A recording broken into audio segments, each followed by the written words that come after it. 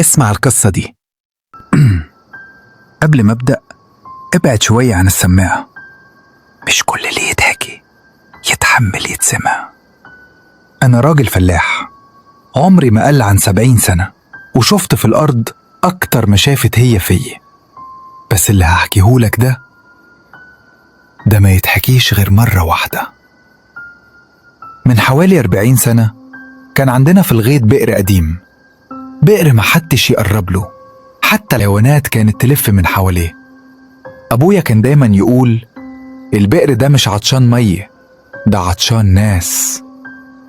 في ليلة مأمرة واحد غريب جه البلد، لبسه اسود ووشه ما فيهوش ملامح، وكلامه تقيل كأنه طالع من تحت الأرض. سألني فين أقدم بئر؟ قلبي وقع، ما جاوبتش، بس هو ابتسم ومشي ناحيته كأنه حافظ الطريق. تاني يوم لقينا البئر مفتوح وحوله ملح دم ناشف وشمع سايح. ومن اليوم ده البلد ما نامتش. الأطفال تصحى تصرخ وتقول الراجل اللي من غير وش بينده علينا. الزرع ينشف فجأة والبهيمة تموت وهي واقفة، وكل فجر نسمع سلسلة بتتجرى ناحية البئر.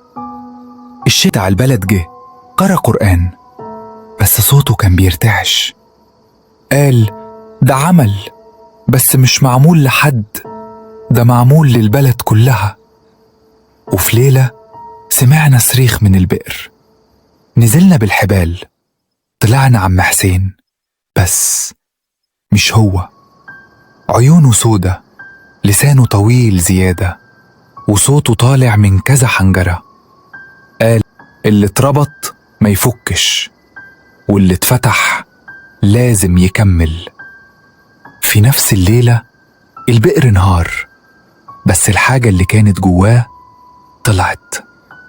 من يومها كل كام سنة حد من البلد يختفي، وأنا كل ليلة أحلم بنفس الحلم، واقف على البئر ماسك سبحة، والسبحة بتقع مني حبة حبة، ومع آخر حبة أسمع الصوت بيقول دورك قرب. ولو سمعت القصة دي وحسيت بأشعريرة في ظهرك، ما تبصش وراك، عشان اللي طلع من البئر بيحب اللي يسمع.